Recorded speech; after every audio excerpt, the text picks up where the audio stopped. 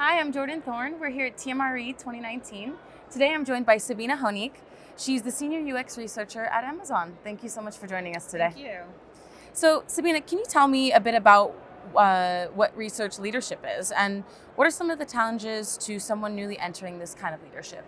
So, working especially for a huge corporation, um, one of the things that's probably really hard about being considered a research leader is just basically understanding the scope of the entire business. So it's not enough to just come in and be a great researcher and understand research methodology and even have a lot of with academic rigor. Like, they don't care that much about academic rigor. It's really it's almost like you're just jumping in and trying to get the data in the most valid way possible. But also kind of taking into account all of the different constraints that you're dealing with, which could be, business issues, technology issues, legal issues even.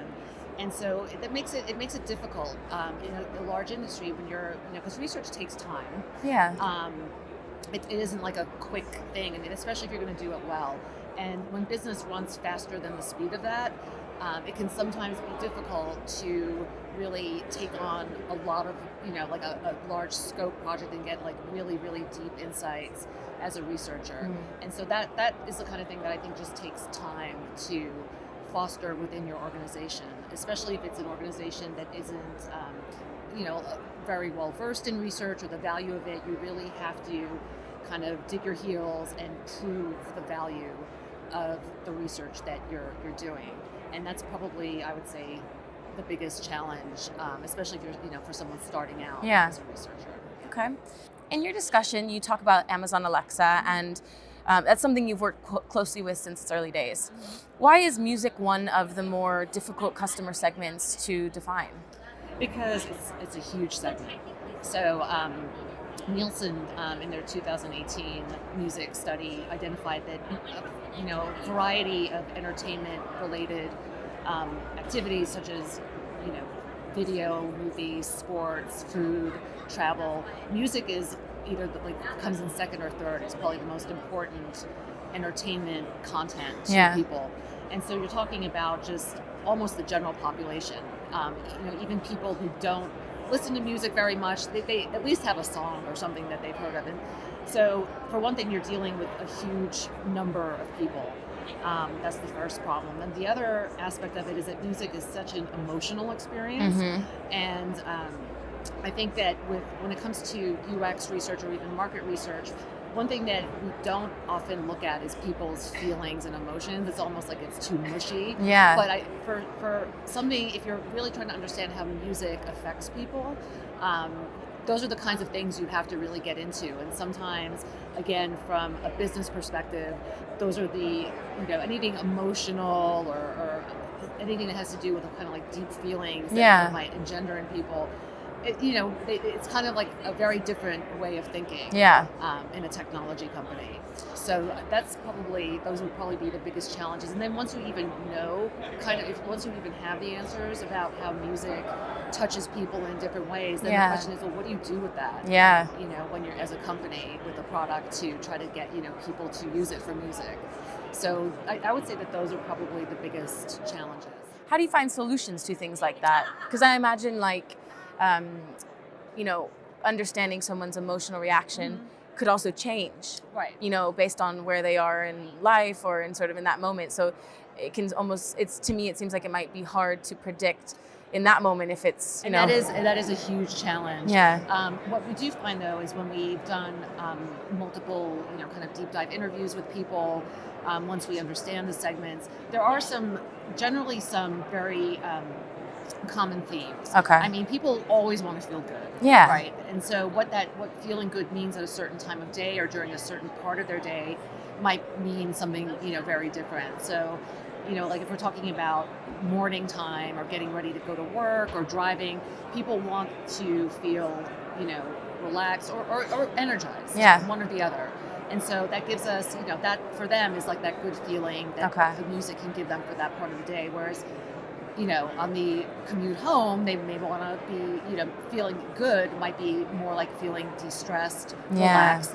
And so the music and the way we deliver it could be something we can work with, maybe ways to make that a part of their experience. Really interesting.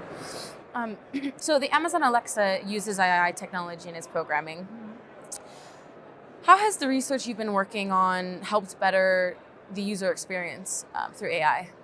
So, as far as, at least in my experience, one of the issues with AI, or one of the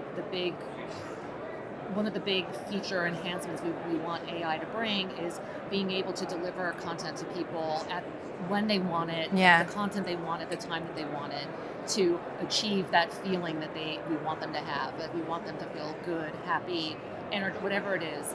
And so the idea behind the AI behind it would be to be able to better kind of predict, what to deliver and at what time. And so that's the kind of like the technology aspect of it. Yeah. So once we can tell them, like, if we start with the customer, and this is a big, this is a big tenet or big principle for Amazon, is always start with the customer. And so understand the human and how they behave, how they feel, how kind of what their routines are. And then let the AI kind of, feed off of that. Could you, I'm just curious if, so for instance, something like Instagram sort of anticipates your interests and just shows you things. Could you see AI sort of in the future being, with music, something where it sort of plays, gives you that mood boost before you even ask for it? Absolutely. And that's exactly kind of what we're looking at. Okay. So, and not even just with music, with video and, news and so it's kind of like it permeates all of the different feature areas. Amazing. Sounds really exciting. Yeah. I guess I've asked this a little bit, but maybe you can expand a little more. What role do you think AI will play in consumer research 5 to 10 years from now? So it's interesting. Yeah, that's an interesting question. Yeah. I think that depending on how good we get at it, and it's very tricky because a lot of consumers, even though people will say, I would love it if my lights would turn on when I come home without me having to say anything, and it just kind of reads me and knows me. At the same time, when that reality comes in, if I had $1 for every time I heard a study participant use the word creepy, I could probably retire right now. So it's going to be interesting to see, as we get deeper into AI's ability to really provide people with, almost like their perfect assistant, how much pushback from people there will be once it is able to start doing these things. And will it feel uncomfortable or not? And I also wonder how it's going to affect human to human interaction in the future. I think that that's something that is yet to be seen. But if it becomes, if we get to a point at some point, and I'm sure we could technologically, to a point where we may not even need to communicate face to face with people or do anything around other people, how's that going to work? So in 5 to 10 years, I think that I'm not sure. It'll be interesting to see where we're at. I feel like we'll either need to figure out ways to make it easier for people to control the AI a little bit and customize it themselves. And I can't, based on what I know now, I'd be really surprised if the general population is okay with having, a company like Amazon or any spot, like any commerce that just will push things at you or just kind of make decisions for you. Do you have to research those implications, sort of? Because I imagine, I don't know, certain things move quite quickly, especially technology, but it seems like even though the capability is there, sort of the adoption, it might be still a little bit slower. It's very slow. It can be very slow. Because it doesn't, unless without the research to really understand how people naturally speak, how they feel about their privacy, understanding too, the other issue with Alexa is it is a communal device, so it's not, if you're playing something, whether or asking for information or news, anyone who's there will hear it too. Yeah. So there's that aspect of it. So I think there's still a lot of things that we haven't thought of that might be issues. Yeah.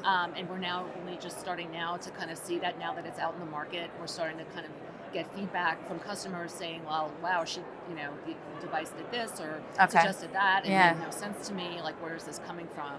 So I kind of see it, hopefully, what I hope is that the future will be actually more research around the human consumer than on the AI itself. Yeah. Seems like if you can get that right, you can kind of implement it more. Right. So you, I'm sure, lead teams. Yeah. Okay. Yeah.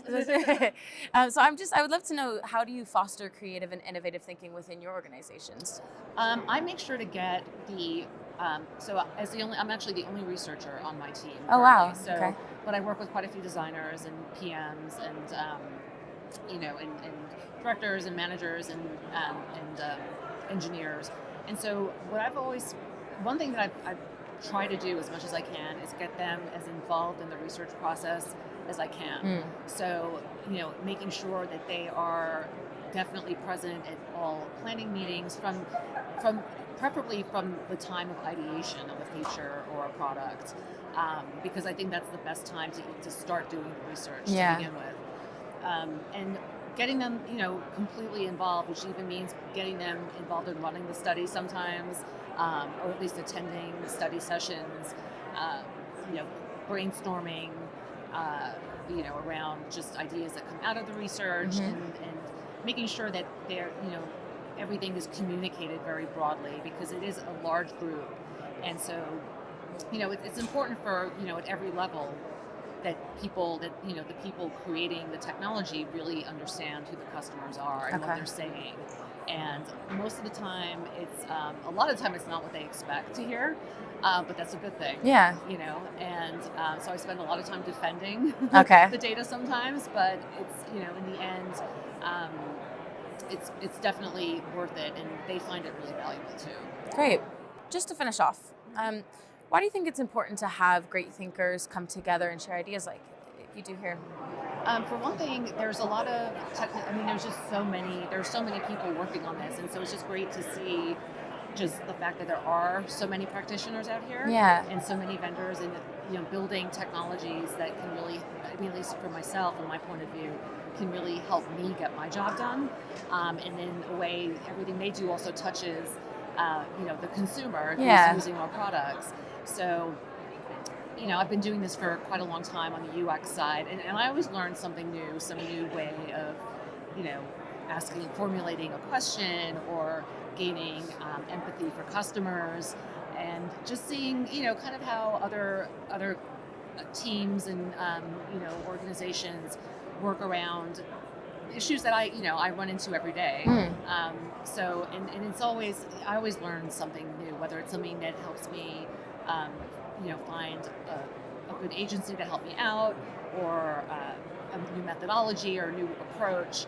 I think that's, really the greatest thing that I can, get out of coming to this, events like this. And, like I said, I've been doing this for a really long time, but it's always good to stay fresh. Yeah. Like I went to school a long time ago, and there's always something new, coming out, and so it's a great way to kind of stay current. That's great to hear. Yeah. Well, thank you so much, Sabina, for talking to me. It's been great. Thank you. Take care. Thanks.